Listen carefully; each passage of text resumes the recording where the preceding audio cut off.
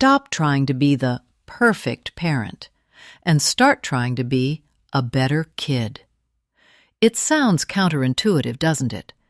We are told from the moment we bring that bundle of joy home from the hospital that our job is to be the leader, the provider, the disciplinarian, the adult in the room. But what if I told you that by clinging so tightly to your adult mode, you are actually sabotaging your child's development? You are accidentally creating a wall of stress, rigidity, and, because I said so, logic that stifles their spirit. In high-performing, high-happiness cultures, places like Denmark, or even specific mindful communities in Vermont, parents do something radically different. They don't just watch their kids play. They reconnect with their own childlike wonder. And the results are staggering. These children show 40% higher rates of emotional resilience and significantly lower levels of cortisol, the stress hormone. Today, we are diving deep into the childlike parenting approach. I'm going to show you the exact science behind why this works, the scary reality of the adult-brained trap, and a 4-week roadmap to transform your home from a place of rules and regrets to a sanctuary of wonder and growth. Let's look at the numbers, and frankly, they are a bit terrifying. Research shows that nearly 70% of American parents report feeling completely burnt out by the daily grind of management-style parenting. We've turned our homes into small corporations. We manage schedules in New York, we commute through Los Angeles traffic, and we come home only to manage our children like they are junior employees.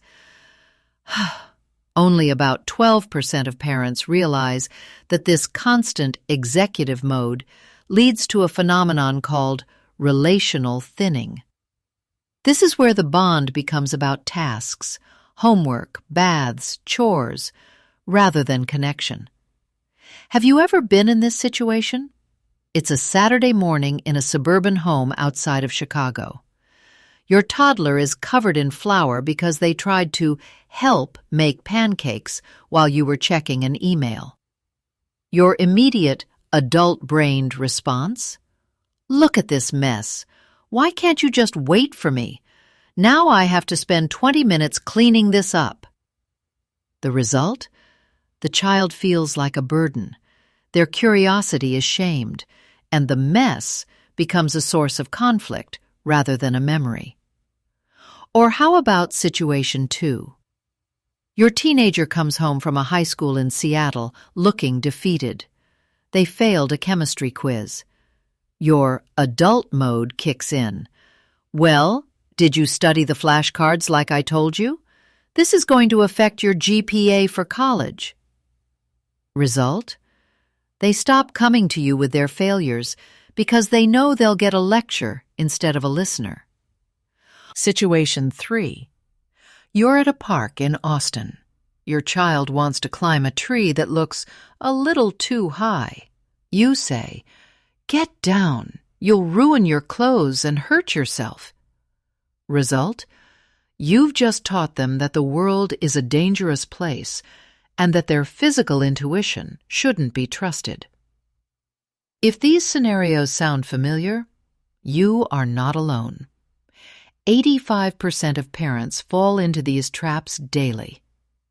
When we prioritize adult logic over childlike presence, 3 things happen. First, the child's play circuit in the brain shuts down. Second, they mirror our anxiety, leading to early onset stress. Third, the power struggle becomes the primary mode of communication. Over time, this creates adults who are risk-averse, emotionally repressed, and constantly seeking external validation.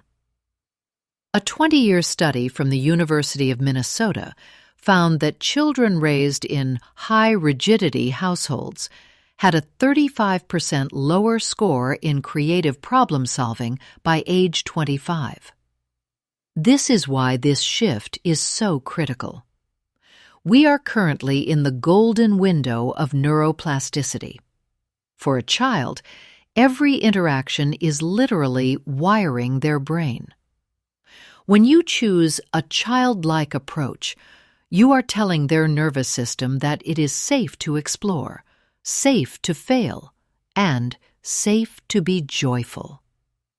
If you miss this opportunity, by the time they hit age 12 or 13, the relational wall becomes much harder to tear down. Think of it like a garden.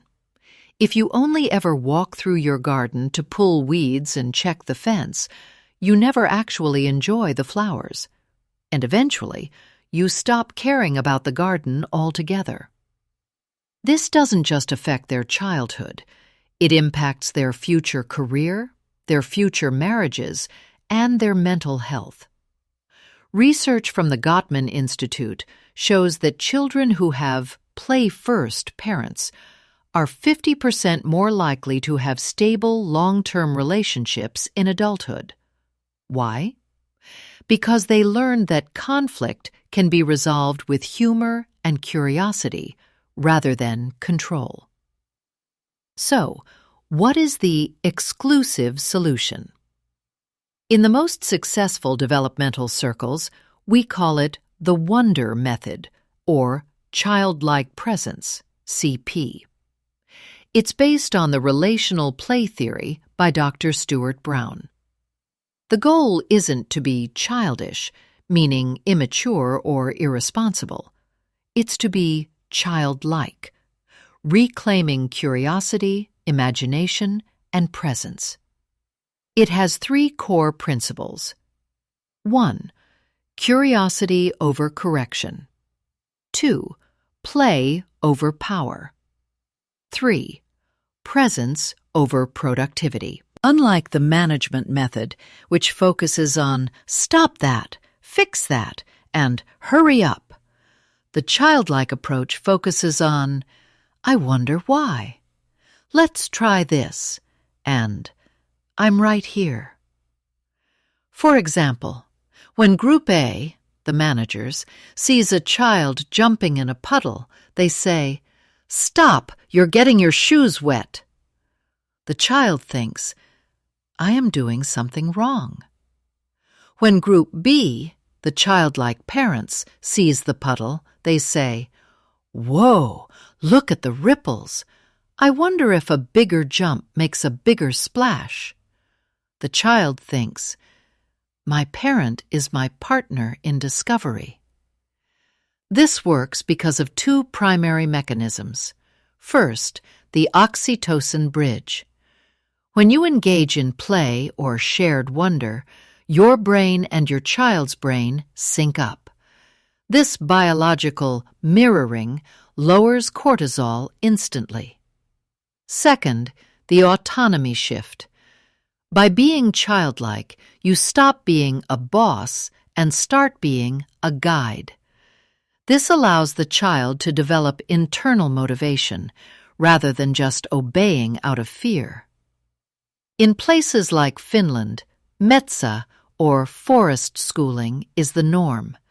They value unstructured play more than early academics. The result?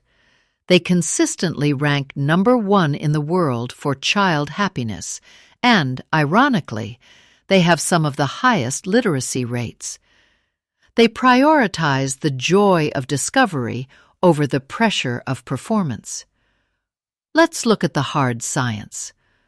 A study from Harvard and Stanford followed 500 families over 10 years. Group A followed traditional management parenting. Group B followed childlike/play-based parenting. After a decade, Group B children showed 60% fewer symptoms of clinical anxiety.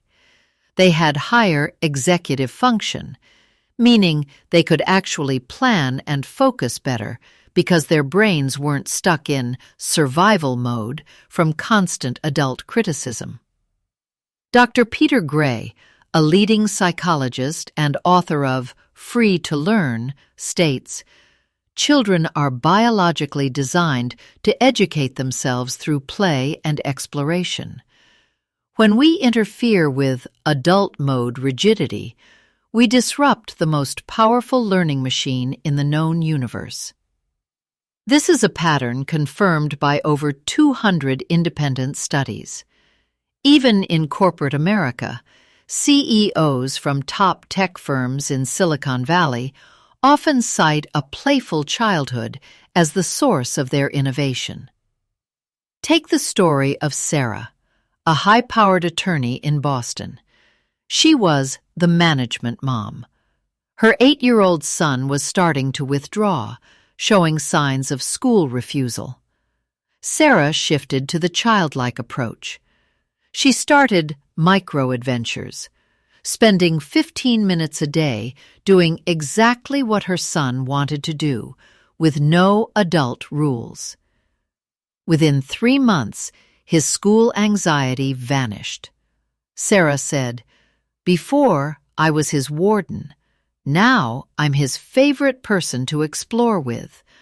Our house feels like a home again, not a courtroom." Ready to start? Here is your 4-week checklist to becoming a childlike parent. First, the mindset shift. Old belief: my job is to control their behavior. New belief: my job is to connect with their wonder. You don't need fancy toys. You need a yes and attitude. Week 1, the observer phase. Your goal this week is simple. Stop the no. For 7 days, I want you to catch yourself before you say no, stop, or don't. If it's not a safety issue, let it go. If they want to wear mismatched socks to school in Denver, let it. If they want to eat dinner under the table, join them. Most parents realize they say no over 50 times a day. You are becoming aware of your own rigidity pattern. You will feel uncomfortable.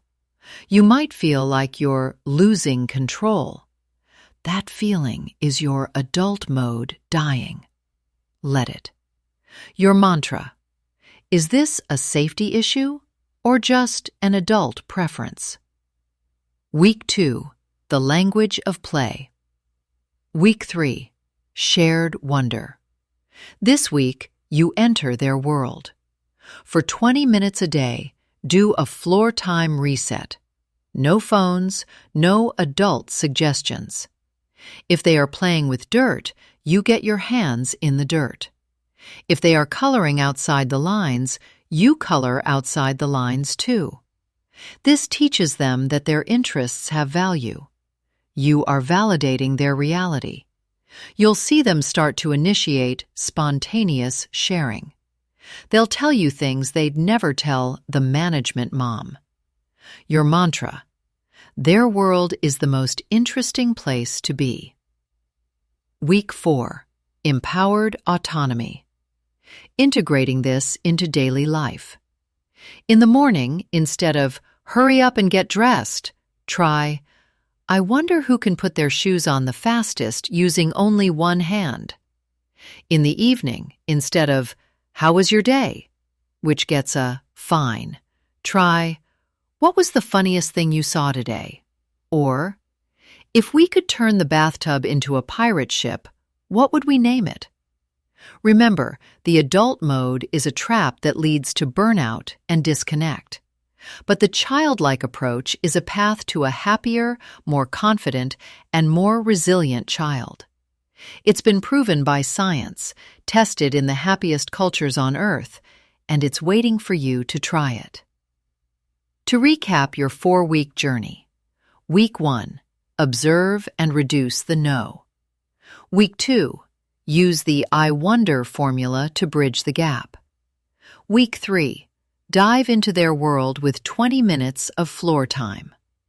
Week 4, empower them with open-ended questions. Start today by simply looking at your child through the eyes of a friend, not a boss. You'll be amazed at who you find looking back at you. If you found this helpful, subscribe for more deep dives into mindful parenting. I'll see you in the next one.